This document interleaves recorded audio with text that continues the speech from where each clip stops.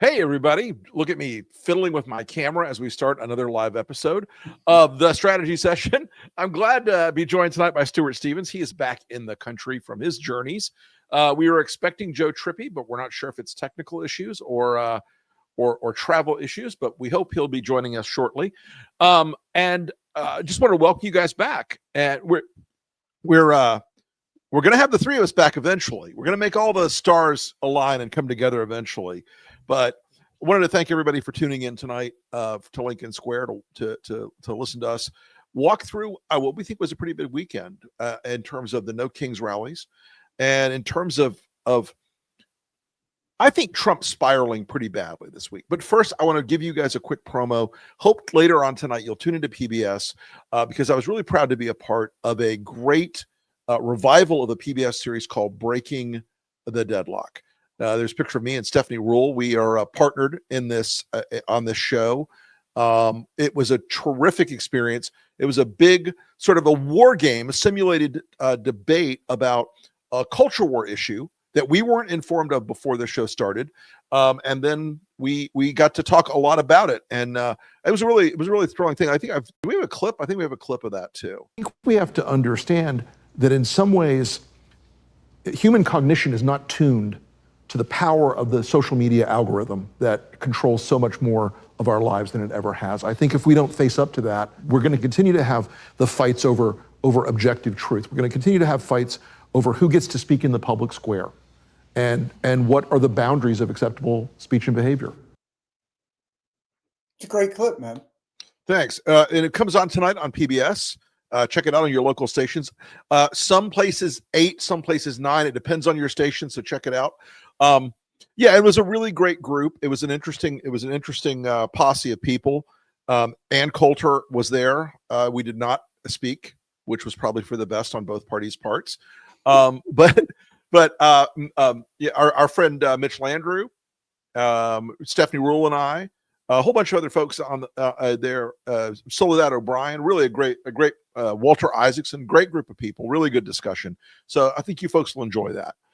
In the meantime, Stuart, welcome back from Ukraine, and I want to talk about the war-torn U.S. That's described all the time by the Trump administration. This weekend.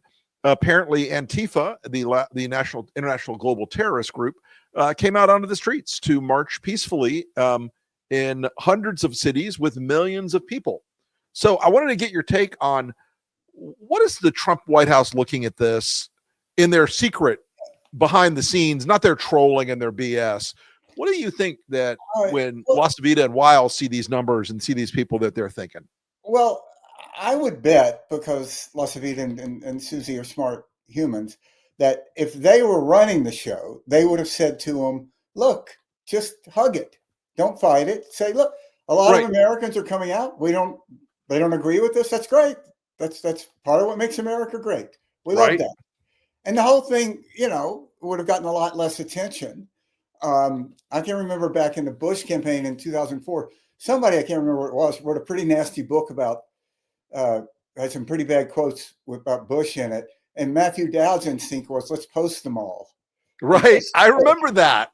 And yes, like, yes. Oh, well, then people just assume, well, how bad can it be if they're posting it?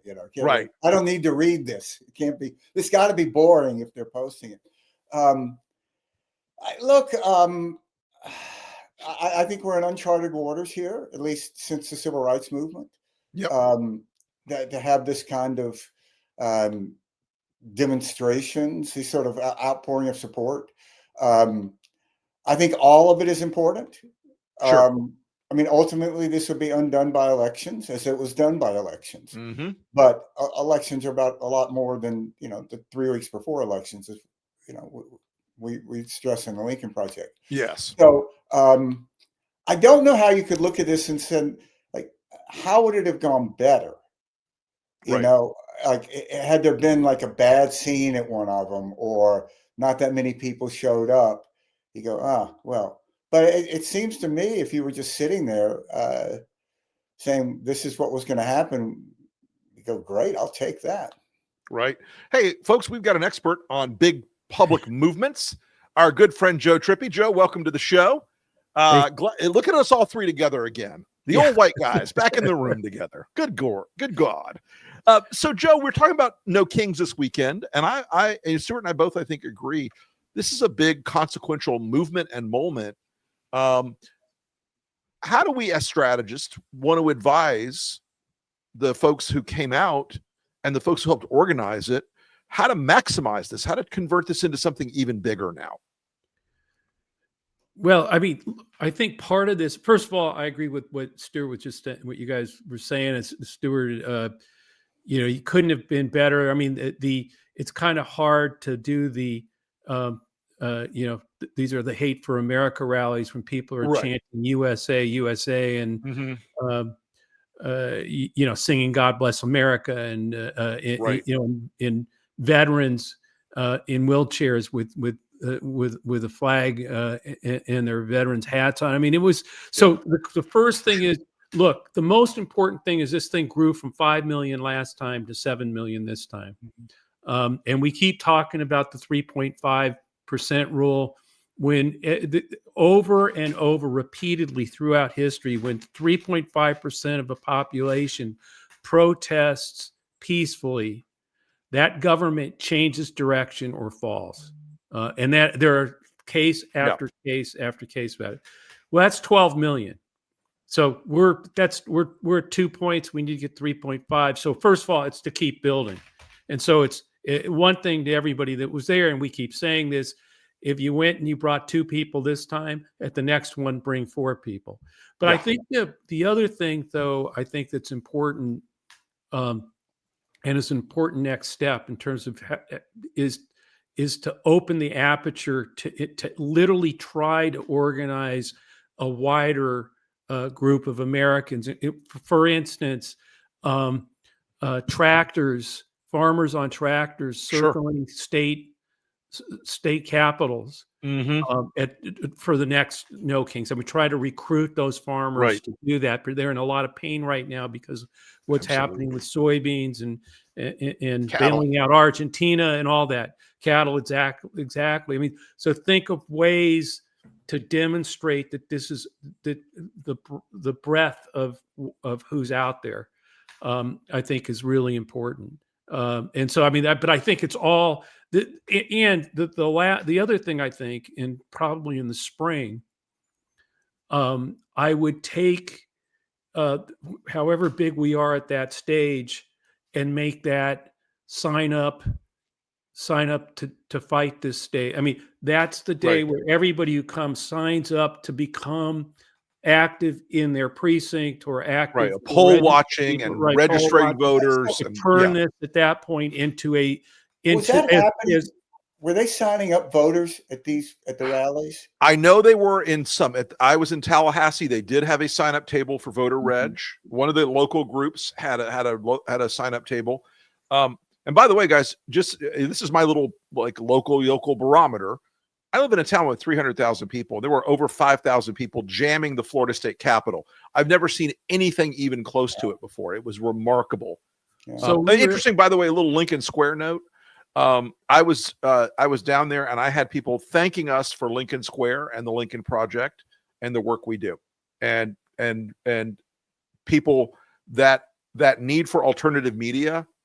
Man, it is front and center in a lot of people's heads. Yeah. They see it. They're sick of the both sides stuff. So I was on a recording 2 Joes, a new with Klein. With Joe Klein, a new Lincoln Square show, and we had on our show as a guest today Sam Brown, who was the guy who organized the 1969 anti-war million people on the mall, and he said he was in a town of he lives in a very Trump area, and he was in a town of like 30,000 people and 1,500 real numbers, 1,500 people. It shocked him, and the makeup of who that crowd was and how just love America it was. And he had similar advice, by the way, about broadening out to farmers and make real, spiritual leaders, other people that bring them into the fold and make it, and was very impressed about how welcoming and gleeful all this was, because it's very important that people feel like they're going to have it, that they're not going to be in the middle of like things, angry stuff going on, but that they can feel comfortable going and becoming part of something that's so pro-American. And he really believes that we pulled that off, that the last two rounds in particular have achieved that. I think one thing I noticed at the rally I went to and all these other rallies that were out there, the coverage of them, is there's a lot of humor. Yeah, there's exactly. a lot of levity about the classic rule that dictators cannot be mocked, and when you do, it's their kryptonite. That was in play in a lot of places. I thought that was truly a great hallmark of this, and I feel like since the first No Kings rally, things are darker in this country. But these people that were showing up, just like the folks in Portland, have inverted the frame that the MAGA people wanted to impose on it. They wanted, these are all violent terrorist protesters, and instead it's people dressed in frog outfits and pony costumes, and there was a giant carrot at the rally. I don't know what it meant, but it was funny. Well, that's how the thing is. Look, and we know this, the Democrats, authoritarians, Trump, it's all based on fear and intimidation. Yep. And when 7 million people are out there having a good time fighting for their country, just by being visible and being together, it makes that an inviting place to overcome that intimidation and fear. There's more of us than there are that we are starting to show that. And I think that's a really powerful thing to build on. And particularly when you think about if you can transfer that to action next year, to actually working in the community, going door to door, talking to your neighbors, 7 million people doing that, there'll have been no organization built by any campaign that could be that strong out there, if that's what it can be converted to. And I hope that's where they go. I think that's a very hopeful thing. Well, Stuart, Donald Trump reacted very well this weekend to this, obviously, with his usual dignity and maturity. Yeah. I think your point that the guy is spiraling downward is hard to argue with. And, there's been periods when he kind of disappeared. Mm-hmm. He's very erratic. Mm-hmm. If you just take the subject of Ukraine, he's been all over the place with it. Unbelievable. No sense of any sort of plan or there's no strategy here. And he seems mainly focused to me on letting Stephen Miller do whatever he wants and making as much money as he can, and tearing up the White House. A huge and tearing up the we're gonna get to that in a second. It's just a huge criminal enterprise. And it's probably another conversation, but one of the things I really like to see talked about, and with some serious thought by serious people, is what sort of framework should be erected when this is over to hold these people accountable. What kind of legal framework? It's a phenomenal question, Stuart. Because Stephen Miller is breaking the law every day in a country where there should be consequences for breaking the law. A lot of these ICE agents are breaking the law. A lot of what Trump has done and the family is completely illegal. And there needs to be a mechanism that is far more effective and fast than what Merrick Garland. No, can't do that. That was anything is faster than Merrick Garland. Yeah. Tortoises on barbiturates are faster than Merrick Garland. But we are seeing, I think, we've all witnessed it, folks. This is an administration where the Millers and the Vaught's are sprinting to whatever they can get to before Trump drops dead of a heart attack, has a stroke, or whatever his other physical maladies are, catch up with him. And I think that's why they're working overtime to put in these terrible human beings. I mean, guys, we weren't even together last week when the whole junior Nazi story broke. That all these YR group chats around the country, they're like, yes, I love Hitler. I want to put people in gas chambers. I thought the piece you wrote about that, Rick, was really dead on, really important. Thank you. I hope a lot of people, if you haven't, it really made me angry. You know what? And it was funny, when I was a young Republican, I stayed out of the YR thing because I had a job. I had a real campaign job, and then I jobbed in the administration, so I didn't really do the YR stuff. And yes, there were plenty of people sleeping with each other, and little revenge plots and all this. But even the YRs I knew, none of them were like, "Yeah, man, I really think we need to get more Hitler in the party." There would never. It just. Now these people are just casually like, well, we're the master race, so we're going to put you on a train and then into an oven. Oh, that's nice. And you know what? It's really amazing to me is J.D. Vance saw this and said, well, I've got to defend it. Who was sitting there? Can you imagine being a staffer for him? And, your boss says, look, these guys making Nazi jokes are being unfairly attacked. I want to defend them. What do you say? You go like, well, boss, that's not really a great idea. Well, have we gotten the Nazi streak yet? Or I mean, it's like, and that guy, guy, when to my surprise, folks, there's another Nazi. I mean, I know you're surprised. There's more MAGA Nazis. Yeah. Another one has entered the chat.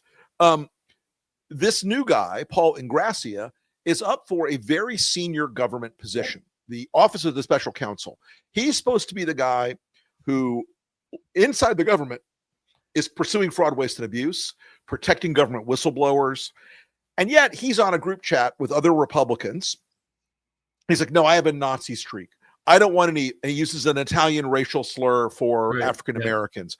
He insults Martin Luther King. He goes crazy about, I don't want to, I want to burn down all of their holidays, Juneteenth and Kwanzaa, all. Yeah. And this guy, he's an Italian American.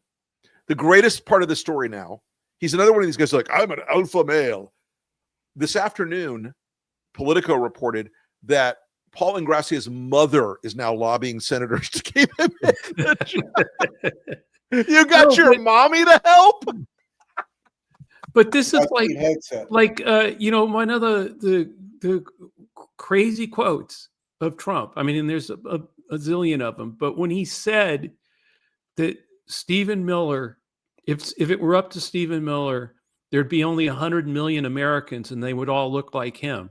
Which I just got to say for the record, if that ever happens, we'll never win another Olympic medal.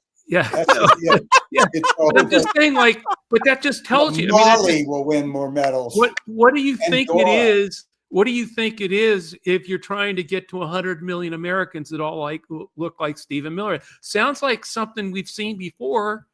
And this is one of those history doesn't repeat, but it rhymes. Yeah. But look, I think the reason guys like Miller are so out of control, and guys like Ingrassia are making it into the process, and guys like Darren Beattie, who are running the State Department, Office of Public Diplomacy, an overt racist, by the way, folks. Darren Beattie was fired in the first administration because he was too racist for the first Trump administration. But now he's perfectly fine for the State Department. And Marco Rubio's like, whatever you say, boss. But folks, Donald Trump has crapped on this country in a lot of ways over the last decade. But now, this is his response to No Kings this weekend. Let's roll that footage because this speaks to everything to me. Anybody who can defend this guy after this just tells you everything about their character.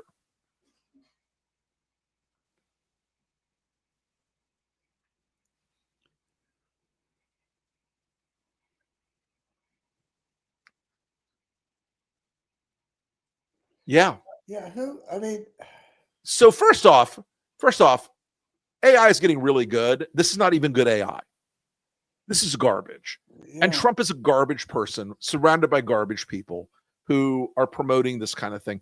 And I get it that their whole incentive structure is we're going to own the libs, man. We're going to show Trump pooping on them. For a man with a diaper valet and a depends issue, I'm not sure he should be making jokes about crapping randomly around the country. I mean,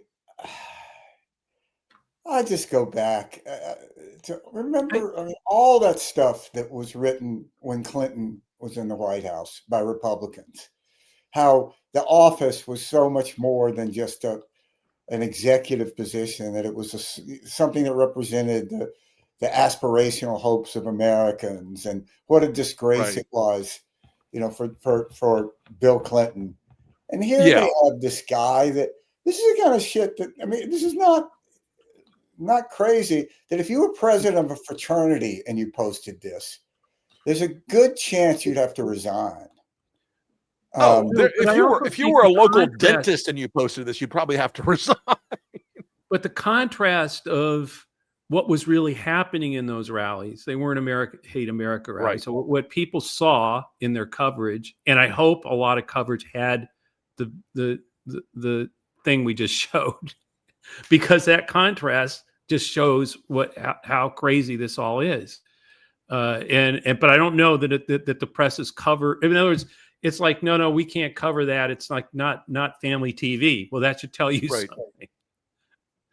Yeah, I think it's more of this sort of Trump shame spiral and failure spiral, because increasingly he's posting these AI memes. I just had an observation, guys. He's posting a lot more synthetic memes and videos of himself than real videos these days. Right. And I think that might say something more important than we sort of I think it's a really good point. Wired together at this point. I think, there's it's sort of the prisoner of Zenda, with the imitator. Sorry, folks, I went really obscure. Let me bring it up to the modern era. There was a movie called Dave with Kevin Kline and Sigourney Weaver in the 1990s. Charming movie about a guy who looks just like the president becomes the president. But The Prisoner of Zenda is a movie from the 1920s, because I'm a nerd. But same story. But I mean, maybe Trump is being replaced by an AI avatar, because the real Trump that you see on these moments in the cabinet room and on these things where he just starts talking and it's word salad. It's just random noise these days. Yeah, just for what process do they have inside that White House? There is, Stuart. I don't think there's a process. I mean, who actually presses the send button? Yeah, who did that? I mean, how did they? It's. I mean, this is the kind of thing. I mean, if we had a client that wanted to do it, I mean, I think maybe it falls in the category of stuff where you promise to do and you never do. Yeah, but and then you say you did it. You just missed it. But I don't even think it's not even yes, folks. This is this will be great. I mean, in other words, it's like Stephen Miller, all of them. They actually, they actually gleeful about the cruelty, about the pain, about everything, about that video. Carolyn Levitt saying to reporters, like, when they ask her a serious question, she replies with "your mom." Okay, look, I use that joke on Twitter a lot. I am not, as you may have noticed, the White House press secretary. It's just like everything has gotten more, in the last 3 months, more janky and juvenile and puerile and shitty as they've gone further down the rabbit hole with his health. I think this really is like, the memes are covering up for the dementia. You should write that. That's a great piece. I think I'm gonna. Speaking of writing stuff, folks, I know everybody. I have gotten so many questions today. I am writing a piece about the White House, the desecration of the White House. Geez. But folks, I mean, let's show everybody the picture. I know we've got it in the stack here. Everything Trump touches dies. If I've had one political rule in my life I've made up, that's the one that holds up forever. And unfortunately, that is a beloved, gorgeous institution and a building that I treasured. And I've been there, Stuart and Joe, we've all been in that building, not as tourists, but to do work and to be in that sacred and honored space, and watching this be torn down so that Donald Trump can build his Barbie dream princess ballroom. that's going to look like a warehouse grafted onto the White House. It just really is a deep obscenity, and I think it says so much about the sickness of this man. You know, if Democrats do take the House, I hope on the first day they do everything possible to cut off all funding for the executive branch. Yes, 100% of it. Gone. Over. And I don't care about tradition or whatever. I want it cut. There's no reason why Kristi Noem, in a time when Americans are lining up at food banks in record numbers, needs not one but two brand new Gulfstream jets so that she and her boy toy Corey Lewandowski can do photo ops around the country. Yeah. There is no reason at all for. And by the way, Trump's like, I'm paying for it myself. He's not. He's lying. Taxpayers are going to end up paying for it. Well, it's also it's like the 220 million that private folks have put in. Supposedly, that's what's going to build the big ballroom. Right. Okay. So everybody. Wait, what did they get for the 220 million? I mean, they didn't cite out their. Yeah. Hey, yeah, sure. Here's 220 million bucks. What are they getting for that?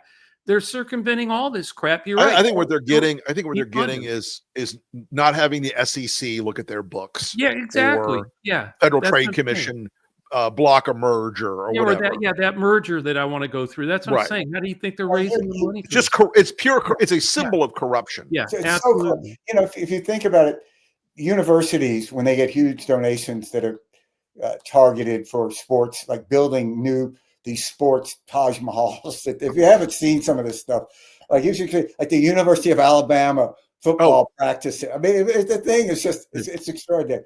But they Bear Bryant Stadium and Spaceport. Yeah, exactly. But particularly before the NIL days, there would actually be an ethical discussion of would donors want to influence too much, like what the team did, who the coach was, are they giving money? I mean, there's actually sort of an ethical discussion about this, and there's like zero ethical discussion inside the White House. And if you're talking about SEC football, ethics versus the White House monument. Thing's going to dwarf the White House. I mean, you said, I remember we walked through those portals. No, it's not there anymore. It's just gone. It's just gone. And the MAGA defense has been like, well, Truman rebuilt the White. Yes, it was falling apart. It's an ancient. It was 150 years old at that point, and it needed shoring up so it wouldn't collapse. Yeah, the floors. There was danger of the floors falling. Yeah, exactly. And it wasn't trying to give Donald Trump his Barbie princess ballroom. It is really, I think it is just really, and it has struck people. That tweet I put up had like 6 million views or something. Lincoln Project's similar one, 8 million. People are outraged about this in a way that shocks me in a country that I thought was sort of post-outragey, because it is truly a sick display. Yeah, there are these images that people have. If you go, with West Wing, when they took those classic photographs of Kennedy in the White House that they restaged in front of the windows and this. And, when we made that spot that you wrote with the West Wing cast right before the election, it was really, we should run that, actually. We should run that. You know what? That was a moment we could have had. While we're talking, let's see if we can pull that up, guys. But that ad was all the original cast, the West Wing folks came together, and we did an ad about what we could have had at the White House. We could have right now if we had made the right decisions as a country. And you look at that building, and you walk into that building, and I'd been there a few times when I was a little kid. And the first time I walked in there when I was working on the transition team, we were in the OEOB at first, but then we go over to and I was 23, 24 years old, whatever it was. And it just hit me like a ton of bricks, like the consequence of this building, the meaning, the history. And no single president ever, not one of them, good or bad, ever before thought, this is my house. I'm staying. People don't build a ballroom if they're going to leave. And I think Trump looks at this place as his property, as a business site, as a way to make money. And it is the most sick and venal thing I think I've ever encountered. But do we have somebody in the chat? Let me know if we've got that West Wing piece. Sam thinks he has it. Give us a few more minutes, folks. But yeah, I mean, somebody made the point, like, could we sue? Nobody can really sue. The only organization that could bring charges for defacing federal property is the federal government. And so I'm pretty sure Pam Bondi's not going to hold Donald Trump to account on this. They'll appeal it to the Supreme Court anyway, and then and the Supreme Court will go. Republicans are just silent about it. Well, it's funny because they 2 weeks ago, I talked to somebody who was doing some polling for Republicans in the House, somebody who services a bunch of their clients, House members. And they knew already they're in trouble for 26. Yeah. And it was framed like this to me, like, well, it's lucky the Democrats are so unpopular because we'd lose 50 seats if they weren't. And the tariffs are killing them. All the groups that Trump won over, young men, Hispanic men, young black men, gone. They're back to the median. Young black men are now at 8% with Trump. Independents aren't hanging around either. Correct. Yeah. Correct. And now you've got, as Joe, you pointed out earlier, these farmers are in terrible pain. They are feeling this absolutely awful economic choice that Trump made. And so, while he's building a ballroom, they're losing their farms. While he's building a ballroom, people are waiting in food pantry lines. While he's building a ballroom, inflation for groceries and gas is up and up and up and up. And healthcare costs. And healthcare costs. And when those ACA subsidies go, folks, you are going to see this country, you're going to see a wave of bankruptcies in this country like you have not seen since 2008 and maybe before that. But it's a choice we made, and it was the wrong choice. So here we are. Let's play that West Wing clip, and just so we could see some of that the footage we used of the building.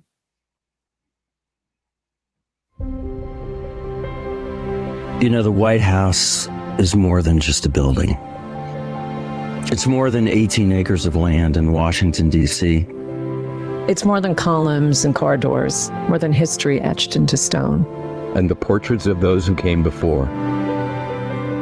It's an idea. It's a symbol. It's a sacred trust. It's the place where Americans look for leadership when the night is at its darkest and when the dawn breaks brightest. Earning the right to serve here isn't just about politics. It's about a bond of honor between the American people and their president. It's a commitment to the Republic and to our sacred Constitution. It's a promise to temper strengths with compassion. To uphold not only the law, but the ideals that give it life. It's the understanding that every decision made within these walls reverberates across the nation, impacting millions of lives. The right kind of president reminds us that honor and dignity aren't relics of the past, but the foundation of our future. They know that while their time here is fleeting, their service can build a stronger America for generations to come. The woman who will soon sit behind this desk will be the first in many ways. She will lead America to a new era, a proud era. A future where we will build as one nation. A time of opportunity and prosperity for every American, every family. Her name is Kamala Harris. Kamala Harris. Kamala Harris. Kamala Harris. Kamala Harris. Kamala Harris. Kamala Harris. And she will be our next president.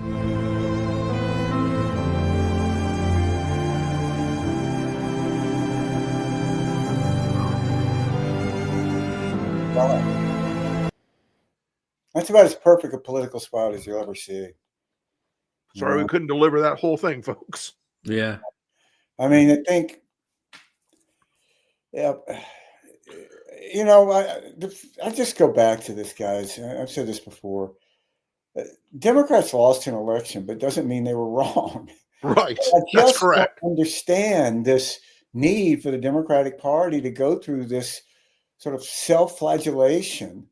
Well, I think that that is the Democratic Party. I think that that's partly sort of wired into their DNA, right, Joe? I mean, I'm telling you, I've been 79 on. I've been there, and it happens every single time. I mean, I do think though, we're seeing now the generic ballot with the Democrats, not just the generic ballot, but party ID is now 7 points positive Democrat. There is a shift going on underneath the water. It is changing.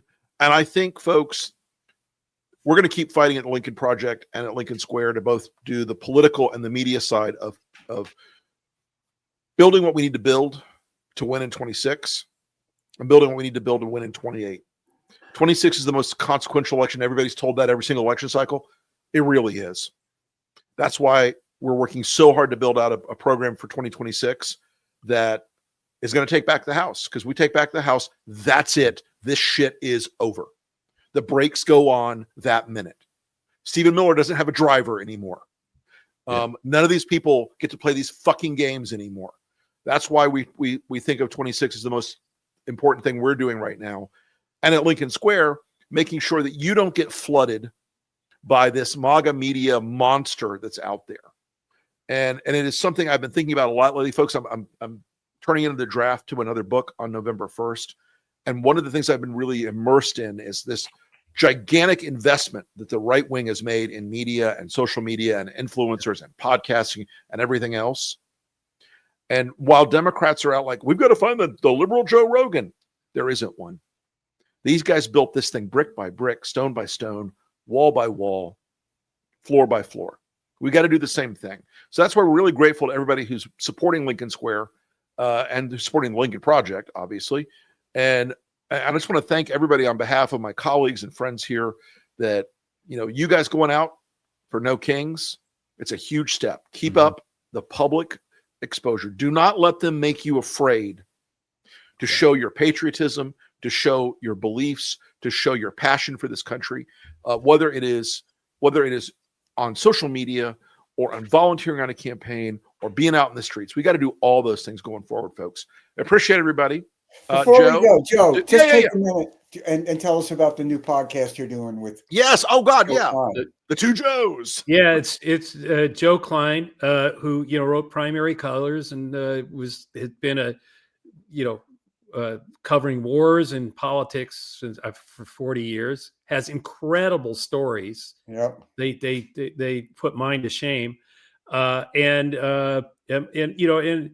it was always one of these things where even though he made you really uncomfortable when he asked pointed questions in the middle of a campaign, we would go to a tavern and knock a few down and talk, afterwards. And anyway, so that's sort of the feel of the show that we're doing. It's just two guys who and we don't agree. He's a little bit more on the conservative side of things than I am. We agree on quite a lot of things, but we definitely have some.